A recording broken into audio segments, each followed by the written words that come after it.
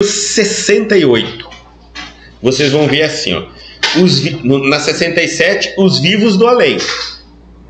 Na 68, além túmulo. Agora ele vai mostrar uma coisa muito interessante, ó.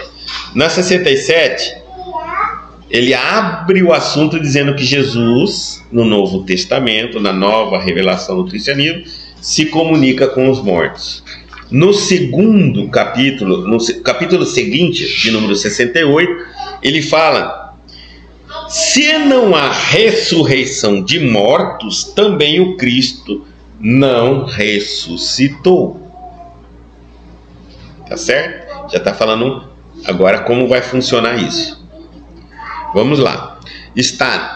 É uma carta de Paulo, é a primeira carta de Paulo aos Coríntios, capítulo 15, versículo 13. E diz assim: e se não há ressurreição de mortos, também o Cristo não ressuscitou. Nós precisamos entender o seguinte, que fica aquela briga na religião. Se o Cristo retorna após a crucificação, provando que a morte não existiu para ele e para todos nós, por que nós não podemos aceitar que o que aconteceu ao Cristo acontece conosco também? Essa é uma pergunta que temos que responder, né? Ou nós não acreditamos que o Cristo viveu após a crucificação, e aí então eu posso negar que nem eu vou viver após a morte. Ou eu acredito que o Cristo vive até hoje após ter sido crucificado, e consequentemente eu também continuarei existindo, porque não pode haver duas leis, dois pesos e duas medidas. Ou existe uma para todo mundo que é filho de Deus, criatura criada por Deus, ou então não é justiça na criação das leis de Deus. Há privilégios, ou seja, Jesus ressuscita e nós não. Deus cria os anjos perfeitos e nós não. Não pode haver dois pesos e duas medidas, senão não há justiça. Então vamos lá. Teólogos eminentes, tentando harmonizar interesses temporais e espirituais, obscureceram o problema da morte, impondo sombrias perspectivas à simples solução que lhe é própria. Muitos deles situaram as almas em determinadas zonas de punição ou de expurgo, como se fossem absolutos senhores dos elementos indispensáveis à análise definitiva. Declararam outros que, no instante da grande transição, submerge-se o homem num sono indefinível até o dia derradeiro consagrado ao juízo final. Hoje, no entanto, reconhece a inteligência humana que a glória envolveu com todas as possibilidades de observação e raciocínio. Ressurreição é vida infinita. Vida é trabalho, júbilo e criação na eternidade. Como qualificar a pretensão daqueles que designam vizinhos e conhecidos para o inferno ilimitado no tempo? Como acreditar permaneçam adormecidos milhões de criaturas aguardando o minuto decisivo de julgamento, quando o próprio Jesus se afirma em atividade incessante? Os argumentos teológicos são respeitáveis. No entanto, não deveremos desprezar a simplicidade da lógica humana. Comentando o assunto, portas adentro do esforço cristão, somos compelidos a reconhecer que os negadores do processo evolutivo do homem espiritual depois do sepulcro definem-se contra o próprio Evangelho. O Mestre dos Mestres ressuscitou em trabalho edificante. Quem, desse modo, atravessará o portal da morte para criar em ociosidade incompreensível? somos almas em função de aperfeiçoamento, e além do túmulo encontramos a continuação do esforço e da vida. Aqui ele está sendo bem claro para nós raciocinarmos, né? Hoje, se nós não nos prepararmos, não conseguimos levar a religião para os nossos filhos. Porque depois de uma certa geração para cá, as crianças nascem muito mais inteligentes, né? E elas fazem questões que, se nós não respondermos ou se tentarmos impor a ela as respostas que obtivemos na nossa infância, elas vão se desalinhar, sair do trilho da religião e não vamos conseguir mais colocá-las, porque elas vão considerar-nos pueris, ingênuos ou ignorantes, né? Então a gente tem que estar muito bem conhecedor para falar a verdade, mesmo que essa verdade ainda não possa ser compreendida por elas. É melhor que elas saibam que tem um caminho à frente para trilhar, do que elas pensarem que nós somos bobos, né? Bobos, que elas sabem mais do que nós. Então vamos lá. Teólogos eminentes, tentando harmonizar interesses temporais e espirituais, obscurecem o problema da morte. Então nós vamos ver que muitos dos teólogos, o que eles fizeram era tentar colocar em equilíbrio os interesses temporais, políticos, religiosos de cada época com os espirituais. Eu me formava em teologia e eu tinha que ensinar teologia. Mas se eu estava a serviço da igreja, eu tinha que ensinar uma teologia em que eu harmonizava os interesses da igreja com os interesses espirituais. Se eu estava imbuído de uma outra categoria religiosa, eu tinha que fazer essa harmonia. Eu não poderia ensinar nada que viesse contradizer, combater ou estimular ideias, pensamentos que fizessem as pessoas vinculadas àquele círculo religioso, ao pensar, sair fora daquela religião. Então eu seria combatido pela própria religião, que passou por muito tempo na história como sendo o primeiro poder do mundo. Não vamos esquecer disso. Ai de você, numa determinada época, falar algo contra a religião. Será queimado em praça pública, tá? Sem direito nenhum de defesa. Então, continuando, e aí então foi imposto, né, impondo sombrias perspectivas a simples solução que lhe é própria.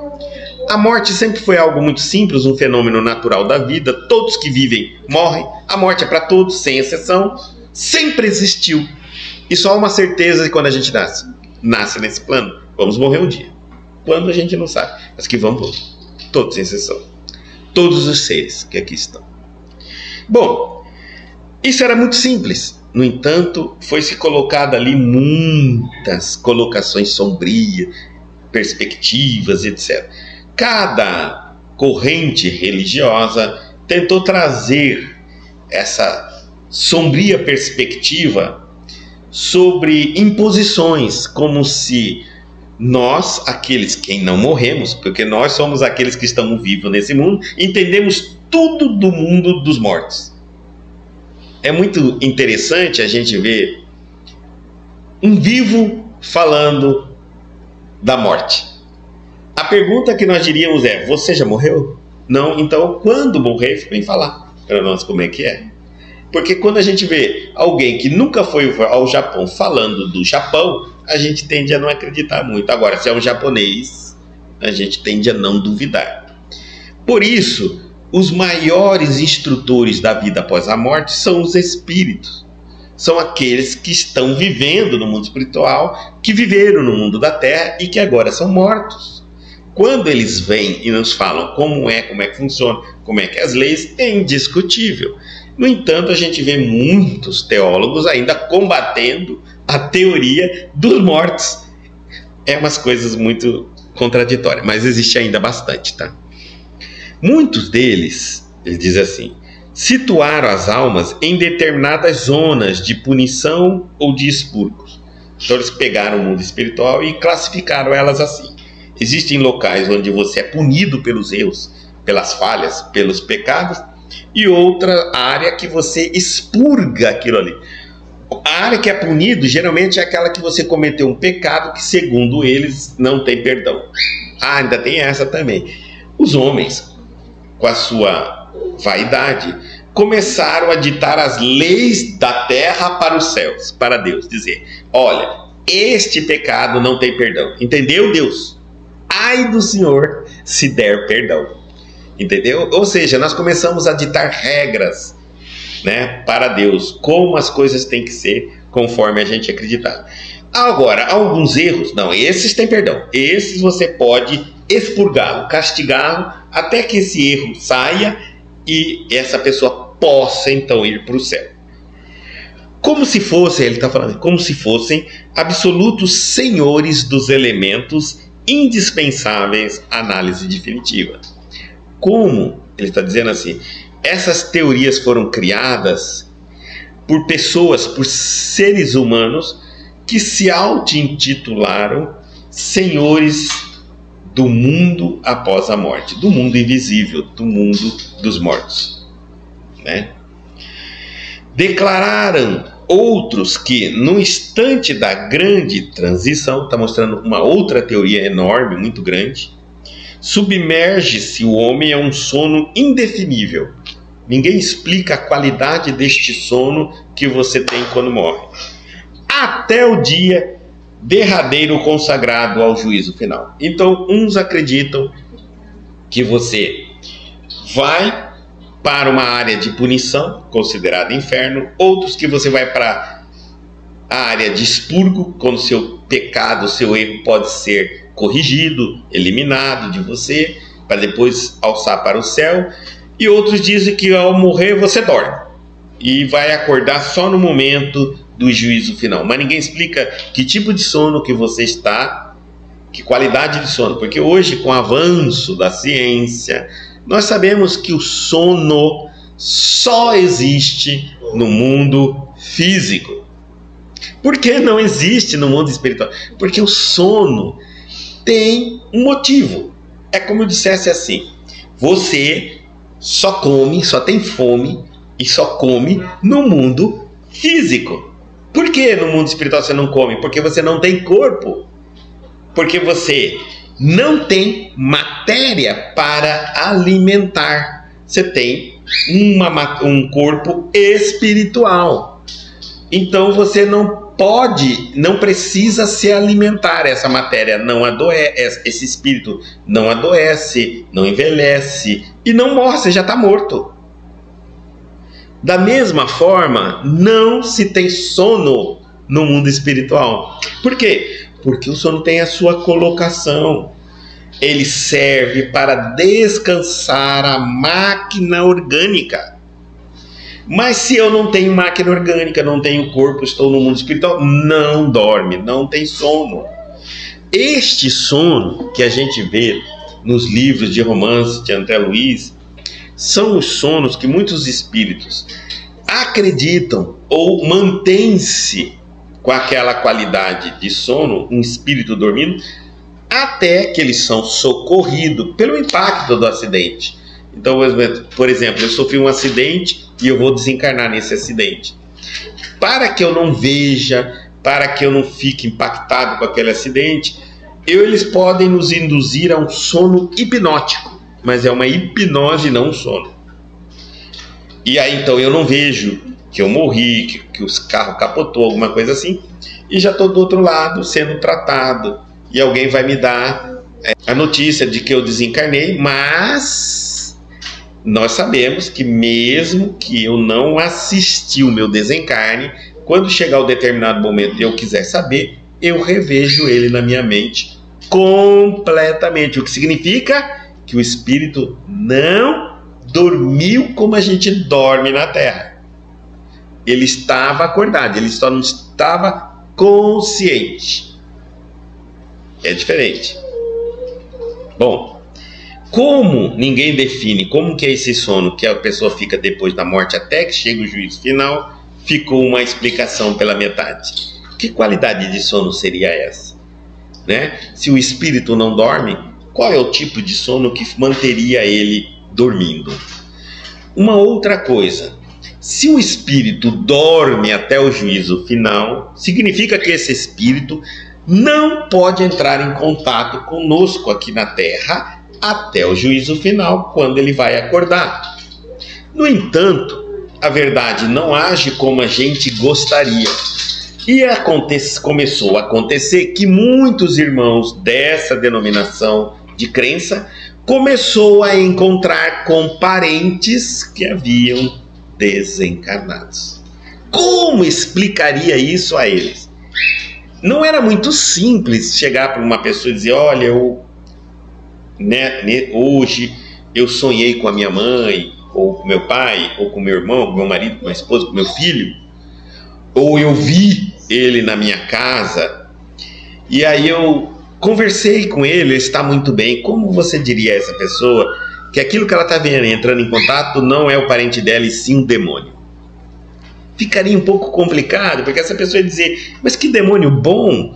Porque esse demônio sorriu para mim? Porque esse demônio me deu paz? Porque esse demônio disse que está muito bem, que eu não devo ficar preocupado com ele, que eu tenho que parar de chorar? Esse demônio me aconselhou, esse demônio me consolou, enxugou minhas lágrimas, deu força para viver. Eu estava entrando num estado de depressão muito grave, e de repente ele me aparece e fala: continua a vida, eu estou bem e tal. Olha, não começou a dar certo, porque é assim que é. A mentira, ela é construída, mas a verdade não luta contra a mentira, ela existe. E a própria existência irreal da mentira vai se desfazendo. Tudo que você tentar criar que não é verdadeiro vai sendo comido pela verdade gradativamente. Ela vai roendo. Roer uma ponta aqui, você vai lá, repara, rói na outra, vai reparar. Daqui uma hora você desiste e arruína toda a mentira para que a verdade sobreviva. Não tem como, gente. Não tem. Então, muitas coisas começaram a acontecer e pôr em xeque as teorias que as religiões colocaram para esconder a verdade dos crentes, né? Dos seguidores do Cristo. Hoje ele está dizendo assim: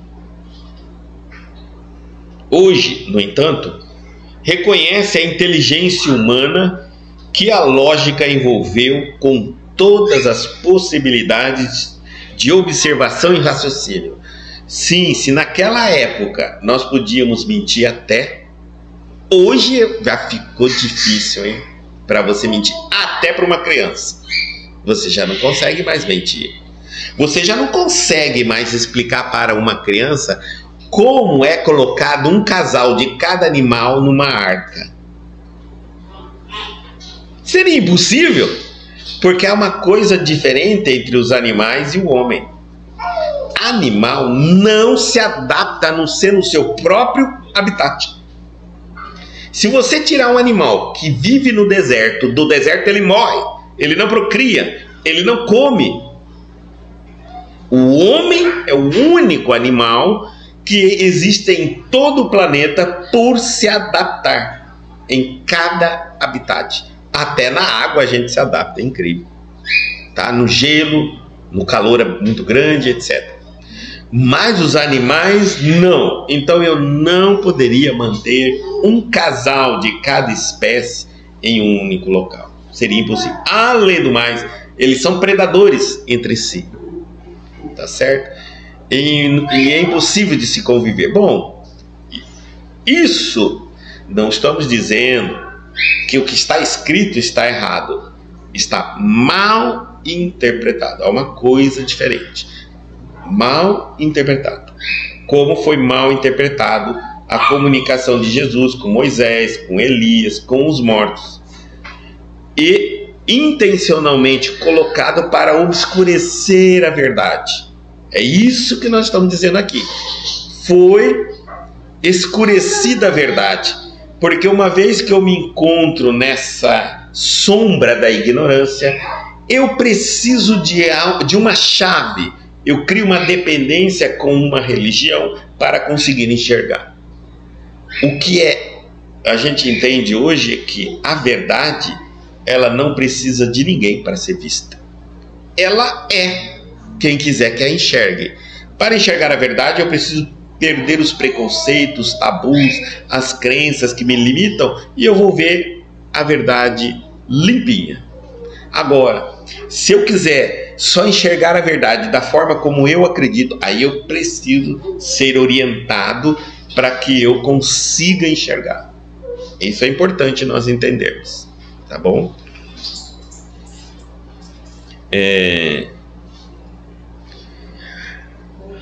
Hoje, no entanto, né, já se reconhece a nossa inteligência, então não tem mais como a gente fazer isso, as enganações. Ressurreição, ele está dizendo, é vida infinita. Ressurreição. Ressurreição. Vida é trabalho, júbilo e criação na eternidade. Tudo é uma coisa só. Tá certo? Então, quando eu penso na ressurreição, olha, ressurreição não é ressuscitação. Não é ressuscitar. Ressuscitar é voltar com o mesmo corpo. Nós temos ressuscitar, nós temos, cadê aqui? Ressurreição e temos reencarnação. Três conceitos absolutamente diferentes. Ressuscitar é retornar com o mesmo corpo. Eu estava morto e volto com o mesmo corpo. Físico, né? Físico, palpável. Eu ressuscitei. Isso não existe. Tá bom? Mas Jesus não ressuscitou? Não. O que contam no Evangelho é que ele ressurgiu, ou ressurreição ele cometeu. Ele volta, apresenta-se, mas não com o mesmo corpo físico. Não, esse não. Mas Tomé tocou nele, nas chagas dele. Ele poderia fazer uma aparição, uma materialização, como qualquer espírito faz uma materialização, mas a materialização não pode ficar para a vida toda conosco aqui. Né? Por exemplo, um meu pai, uma mãe, um parente meu, pode se materializar, eu posso tocar nele? Pode. Mas ele não pode ficar materializado aqui por 10, 20, 30, 40, 50 anos. Ele vai fazer aquilo só para eu checar. Pronto, desfaz a materialização. Até porque ele está usando o ectoplasma e o dom de algum médium. E esse médium precisa voltar à vida dele normal. Tá? Então não vai acontecer isso. Materialização não é ressuscitação. Então Jesus ressurge. É verdade. A ressurreição nós acreditamos. Porque a ressurreição é quando eu volto à vida. E aí, então, quando a doutrina espírita fala da ressurreição, e entendemos assim também na Bíblia, quer dizer, um espírito pode morrer de morte orgânica? Não. Mas entendemos que um espírito está morrendo quando ele se afasta de Deus. Ele está morrendo do amor, da origem dele, da matriz dele, da gênese dele. Deus é amor. Quando a gente se afasta do Pai, nós vamos morrendo. Por que vamos morrendo? Quanto mais nos afastamos do Pai, menos espiritual nos tornamos e mais materializado nos tornamos. Nós nos tornamos o oposto da nossa criação. Deus nos criou espíritos imortais. Mas negamos o nosso Criador e vamos viver a nossa vida como queremos. A vida que nós queremos é uma vida material. Estamos mortos em relação ao poder espiritual que tínhamos. Vamos morrer, vamos sofrer, vamos adoecer, vamos envelhecer, vamos desgastar.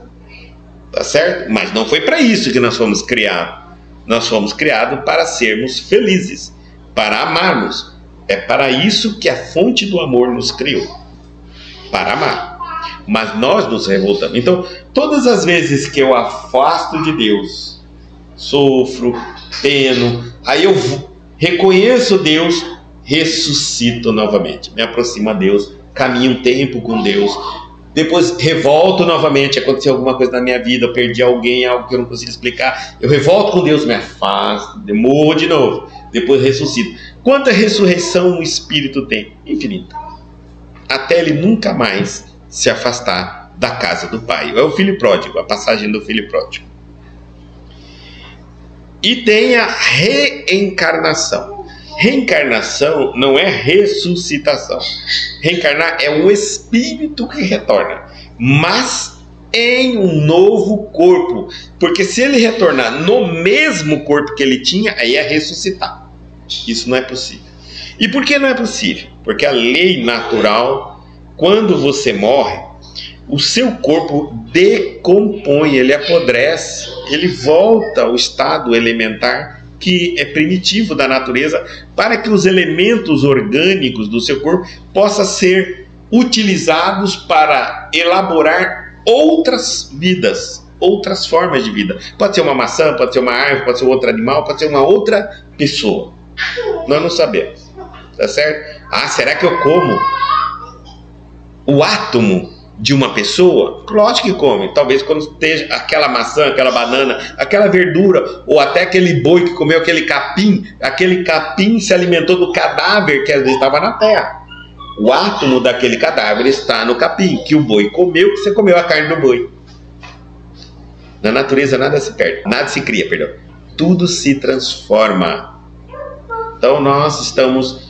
A mesma quantidade de átomos no planeta é o mesmo, só mudando de formas e aglomerações. Ele continua. Como qualificar a pretensão? Como que a gente pode qualificar essa pretensão? Como podemos chamar as pessoas que designam vizinhos e conhecidos para o inferno ilimitado no tempo? Como que a gente pode chamar as pessoas que dizem, são aquelas que dizem quem vai e quem não vai para o inferno? A pergunta que a gente sempre faz, né? Esses chamados doutores do conhecimento, será que eles dizem que eles vão para o inferno quando morrer? Porque eles são donos de dizer quem vai e quem não vai para o inferno. Mas a pergunta é, será que eles sabem se eles vão ou não para o inferno? Nós não sabemos, gente. Quem vai ou não sofrer no mundo espiritual. Só Deus, só. Não dá para saber, é impossível eu equacionar. Porque nós não somos punidos pelos erros. Nós reparamos, temos oportunidade de reparar os erros. Mesmo quando eu erro porque eu quero, eu tenho chance de reparar o erro. Então não existe punição e muito menos castigo. Porque não existe pecado, existe erro. E só erra quem não sabe fazer o certo. Mesmo que eu sei logicamente, mas não sei de coração, não acredito que isso é o certo. Eu posso entender uma fórmula de matemática, mas não acredito que essa fórmula me ajuda. Então eu não tenho fé naquilo. Então, enquanto eu errar, eu terei a oportunidade de reparar. Pronto. Somente isso. E o que me forçará a reparar? As consequências do erro que vai me fazer forçar. A partir do momento que eu sofro com o meu próprio erro, que eu não chego onde eu imaginei que iria chegar cometendo o erro, eu passo por livre e espontânea vontade escolher o caminho certo, porque eu quero chegar naquela benécia que eu busco tanto. Ora, eu estou com fome, e aí alguém diz assim, se você comer esta comida, sua fome vai acabar. E eu penso assim, não, se eu comer ar, vai passar. Então o que eu vou fazer? Eu acredito. Eu como ar, não passa. Eu como ar, não passa. Eu como ar, não passa. Uma hora eu vou para lá e pensar, qual é o meu castigo? Nenhum. Qual é as consequências de você comer o ar? não passar fome. Então, a fome que você ainda sente depois de ter comido ar é punição, castigo de Deus? Não, consequência. Ar não mata a fome. Só isso. Mas vai chegar um momento que você não está mais aguentando ficar com fome, você vai dizer assim, deixa eu tentar. Você, por livre e espontânea vontade, vai comer a comida. Ninguém está te impondo. Vai comer o alimento. Vai comer o alimento. E a hora que você comer, a sua fome mata. Agora você entendeu que não existia, como a gente imagina, certo, errado, pecado, punição. Existem caminhos. Há caminhos que nós chamamos de caminho certo, porque eles têm retorno que atendem à nossa necessidade. Chamamos de caminho errado porque eles não atendem à nossa necessidade e nós continuamos a sofrer. É isso só. Para Deus, tudo está certo. Todos os caminhos são bem-vindos, porque o Espírito tem que ir até Ele de livre e espontânea vontade, não sob pressão achicotada, pelo medo, pelo temor. Não. Meu filho, eu te dei tudo. Quando você vier até minha casa para viver comigo e me obedecer e ser feliz, é quando você, no seu coração, reconhecer isso, que eu sou o único caminho da sua felicidade. Até lá, viva como quiser. Para isso que existe toda essa diversidade na vida. Por isso nós nunca podemos intitular ninguém como mal, bom, certo ou errado. Todos têm o seu momento, o seu caminho. Cada um faz o seu próprio esforço, a sua própria evolução. Está dizendo, como acreditar? Permaneçam adormecidos milhões de criaturas aguardando o minuto decisivo dos julgamentos, quando o próprio Jesus se afirma em atividade incessante. Olha, é uma coisa muito interessante. Por que nós iríamos ter o direito de ficar dormindo até saber lá quando que esse Cristo volta, enquanto Jesus, que já veio, trabalhou, foi crucificado e morto, está trabalhando até hoje? Parece meio desproporcional, porque então, a partir do momento que eu vou evoluindo, eu vou trabalhando mais. Bom, sim, isso é verdade. Você vai trabalhar mais porque você tem mais consciência, mais maturidade, sabe que está errado e quer ajudar através da bondade os que estão cometendo erro. É verdade. Mas será que Jesus está trabalhando sem parar? Deus trabalha incessantemente, mas nós vamos dormir depois da morte, até que um dia ele venha. E que dia ele vem, ninguém sabe. Então parece que essa coisa não tem fim, essa história. Bom, os argumentos teológicos são respeitáveis. Nós respeitamos as teorias. No entanto, não devemos desprezar a simplicidade da lógica humana. Nós temos que levar em consideração que nós não somos teólogos, mestres e doutores da vida após a morte, mas temos inteligência. E é difícil ornar essas teorias com a nossa pequena inteligência.